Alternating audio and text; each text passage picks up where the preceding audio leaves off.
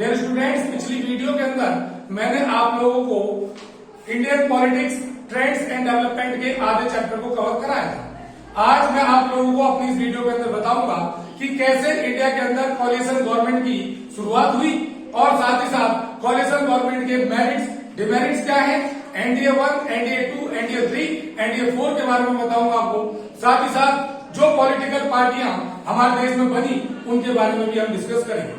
सबसे पहले dear students, एक बात आप लोगों को यहाँ ध्यान रखना है कि सबसे पहली नॉन कांग्रेस गवर्नमेंट जो थी वो थी जनता पार्टी की गवर्नमेंट और सबसे पहले नॉन कांग्रेस प्राइम मिनिस्टर बने थे मोरारजी देसाई। और सबसे पहली कोलिशन गवर्नमेंट जो थी वो 1989 की नेशनल फ्रंट की गवर्नमेंट थी जो जनता पार्टी के नेतृत्व में बनी थी, जिसमें बीजेपी और लेफ्ट ने दोनों ने मिलकर इसको सपोर्ट किया था, लेकिन उन्होंने इस गवर्नमेंट के अंदर वो शामिल नहीं हुए थे। यहाँ पर एक क्वेश्चन भी रेज होता है डियर स्टूडेंट कि बाहर से समर्थन देना से क्या मतलब है। बाहर से समर्थन देना यानी सपोर्टिंग फ्रॉम आउटसाइड का क्या मतलब है। तो सपोर्टिंग फ्रॉम आउटसाइड का मतलब होता है कि making the government but not running the government, यानी सरकार को बनाने में तो मदद करेंगे लेकिन सरकार को चलाएंगे नहीं। इसी तरीके से बीजेपी और कम्युनिस्ट पार्टी ने जब सपोर्ट दिया जनता पार्टी को, जिसमें कि नेशनल फ्रंट बना था, तो उस समय उन्होंने गवर्नमेंट को बनाने में, मेजॉरिटी पूरी करने में मदद की, लेकिन वो सरकार में शामिल नहीं हुई थी। तो 1989 में देश की पहली नॉन कांग्रेस गवर्नमेंट बनी थी, देश में पहली कोलिशन गवर्नमेंट बनी थी, जिसके प्राइम मिनिस्टर बने थे वीपी सिंह। लेकिन क्योंकि आपस में मतभेद हुआ, उसी दौरान अयोध्या विवाद हुआ, जिसमें बीजेपी ने जनता पार्टी से समर्थन वापस ले लिया और वो सरकार गिर गई। उस समय इन सब पार्टियों ने मिलकर इसका समर्थन इसलिए किया था जनता पार्टी का, ताकि कांग्रेस को सत्ता से बाहर रखा जा सके, ताकि सत्ता से कांग्रेस को दूर रखा जा सके। इसीलिए दो अपोजिट पार्टियां यानी बीजेपी और साथ में कम्युनिस्ट पार्टी, ये दोनों एक साथ जुड़कर आए थे ताकि कांग्रेस को दूर रखा जा सके। लेकिन कुछ ही समय के बाद बीजेपी ने अपना समर्थन वापस ले लिया 1990 में और एक बार फिर से सरकार वो गिर गई, जिसके बाद कांग्रेस के समर्थन पर कुछ समय के लिए चंद्रशेखर देश के प्राइम मिनिस्टर बने। और लेकिन मात्र 6 महीने के बाद कांग्रेस ने अपना समर्थन वापस ले लिया और 1991 में री इलेक्शन कराने पड़े। 1991 में डियर स्टूडेंट्स, आप जानते हैं कि उसी चुनाव प्रचार के दौरान राजीव गांधी की डेथ हुई थी ह्यूमन बॉम्ब के द्वारा और उसका फायदा कांग्रेस को मिला और कांग्रेस की कोलिशन गवर्नमेंट 1991 में आई, जिसमें पीवी नरसिम्हा राव देश के प्राइम मिनिस्टर बने। 5 साल इस गवर्नमेंट ने अपना पूरा किया। 96 के अंदर जब री इलेक्शन हुए तो सबसे बड़ी पार्टी के तौर पर बीजेपी उभर कर सामने आई, लेकिन पूरी मेजोरिटी से दूर। उस समय एक बार फिर से नेशनल फ्रंट की तरह ही एक और कोलिशन गवर्नमेंट बनी, जिसका मुख्य उद्देश्य था बीजेपी को पार्टी से दूर रखना। मात्र 13 दिनों की सरकार के अंदर बीजेपी मेजोरिटी पूरी नहीं कर पाई। 13 दिनों के लिए अटल बिहारी वाजपेयी देश के प्राइम मिनिस्टर बने। उसके बाद नेशनल फ्रंट की तरह एक और कोलिशन गवर्नमेंट बनी, जिसमें एचडी देवगौड़ा देश के प्राइम मिनिस्टर बने। लेकिन क्योंकि जब कई सारी पार्टियां मिलकर गवर्नमेंट बनाती हैं डियर स्टूडेंट्स, तो उसमें आइडियोलॉजी की डिफरेंसेज होती है, आपसी सोच का भेदभाव होता है, अंतर होता है, सबकी सोच एक जैसी नहीं होती। जिस रीजन से वो सरकार बीच में ही गिर गई, तब कांग्रेस के समर्थन पर आईके गुजराल देश के प्राइम मिनिस्टर बने। लेकिन 1998 में री इलेक्शन कराने की स्थिति आ गई, क्योंकि कांग्रेस ने एक बार फिर से समर्थन वापस ले लिया। 1998 में जब री इलेक्शन हुए तो उसमें फिर से एक बार बीजेपी सबसे बड़ी पार्टी के तौर पर उभरी और प्रेसिडेंट ने अटल बिहारी वाजपेयी को एक बार फिर से मौका दिया प्राइम मिनिस्टर बनने का। इस बार ये पार्टी एनडीए के तौर पर, पहला एनडीए यहीं से शुरू हुआ था प्यारे बच्चों। एनडीए का गठबंधन हुआ, 18 पार्टियों को मिलाकर इन्होंने जोड़ तोड़ करके अपनी मेजोरिटी पूरी की और मात्र 2 साल के अंतराल में ही, 1 साल के अंतराल में इनकी मेजोरिटी टूटी। री इलेक्शन हुआ 1999 में, लेकिन इस बार एनडीए 2 ने पूरी मेजोरिटी प्राप्त की और 5 साल का कार्यकाल पूरा किया। अटल बिहारी वाजपेयी तीसरी बार प्राइम मिनिस्टर बने। लेकिन 2004 में जब री इलेक्शन हुए, जब 2004 में जनरल इलेक्शन हुए उसमें और 2009 के इलेक्शन में यूपीए यानी यूनाइटेड प्रोग्रेसिव अलायंस को मेजोरिटी मिली और कांग्रेस पार्टी से मनमोहन सिंह प्राइम मिनिस्टर रहे। 2014 में जब एनडीए 3 आया, सबका साथ सबका विकास का नारा देते हुए नरेंद्र मोदी के नेतृत्व में बीजेपी ने इलेक्शन लड़ा एनडीए के साथ और एनडीए को पूरी मेजोरिटी मिली। लेकिन यहां पर ध्यान रखने लायक बात यह है प्यारे बच्चों कि इस इलेक्शन के अंदर जो कि 2014 में हुआ था, बीजेपी को अकेले पूरी मेजोरिटी थी, फिर भी उसने अपने अलायंस को नहीं छोड़ा, सबको साथ छोड़कर रखा और अपनी मिनिस्ट्री में हर अलायंस को जगह दी। इसके साथ साथ उन्होंने 5 साल का कार्यकाल पूरा किया। अभी हम डिस्कस करेंगे कि इस दौरान काफी काम हुए एनडीए के द्वारा कई सारी पॉलिसीज लागू की गई। उनकी पॉलिसी के बारे में बात करेंगे, क्या थी ये पॉलिसीज। और 2019 में जब अगले जनरल इलेक्शन हुए, 17th जनरल इलेक्शन, उसमें भी एनडीए को अच्छा काम करने के बदले दोबारा जनता ने मौका दिया। एट प्रेजेंट में भी देश के प्राइम मिनिस्टर नरेंद्र मोदी। अब हम बात कर लेते हैं कुछ पॉलिटिकल पार्टीज की जो धीरे धीरे उभर कर सामने आई थी। तो डियर स्टूडेंट्स, इसमें सबसे पहला नाम आता है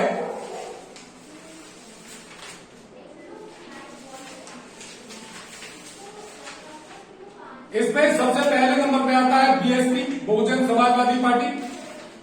और बीएसपी की शुरुआत 1978 में बामसेफ के नाम से हुई थी, जिसकी स्थापना काशीराम ने की थी। उसी पार्टी को बाद में आगे बढ़ाते हुए मायावती ने आगे बढ़ाया और ये एक नेशनल पार्टी के तौर पर है। इसी तरह से दूसरी पार्टी जनसंघ थी डियर स्टूडेंट्स, जो कि 1948 में श्यामा प्रसाद मुखर्जी के द्वारा बनाई गई थी। बाद में 1990 में इसका नाम बदलकर भारतीय जनता पार्टी रख दिया गया। अब हम बात कर लेते हैं कि एनडीए 3 के अंदर कौन कौन से काम किए गए हैं गवर्नमेंट के द्वारा और एनडीए 3 में कौन कौन सी चीजें जो है उभर कर सामने आई। तो सबसे पहले हम ध्यान रखेंगे कि एनडीए की गवर्नमेंट के द्वारा स्वच्छ भारत अभियान, जिसके तहत स्वच्छता की बात कही गई, जगह जगह स्वच्छता अभियान चलाया गया।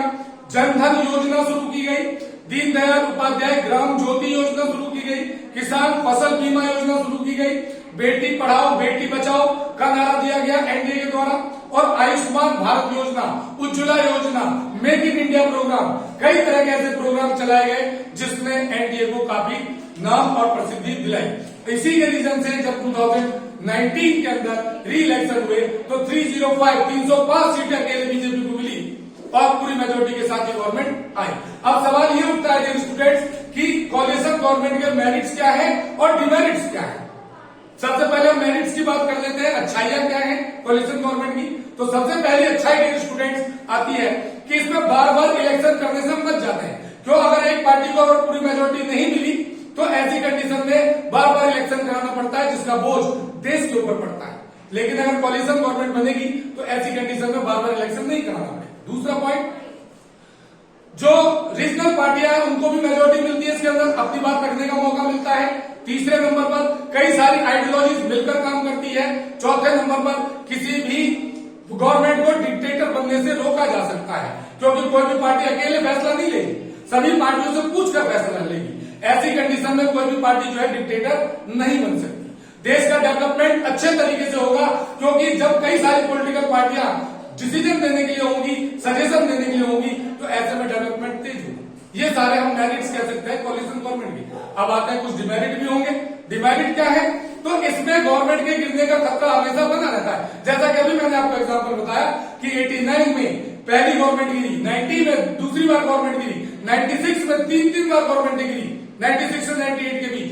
तो इस तरीके से कॉलिशन गवर्नमेंट में बार बार री इलेक्शन का खतरा बना रहता है। दूसरा, इसमें रीजनल पार्टियां अपने फायदे के लिए गवर्नमेंट पर प्रेशर बनाने की कोशिश करती है। तीसरा, गवर्नमेंट कभी भी अच्छे डिसीजन खुद नहीं ले पाती, गवर्नमेंट को कई बार प्रेशर में काम करना पड़ता है। चौथा, गवर्नमेंट के गिरने का खतरा हमेशा बना रहता है, क्योंकि कोई भी पार्टी अगर नाराज हो गई तो मेजोरिटी वापस ले लेगी, सपोर्ट वापस ले लेगी।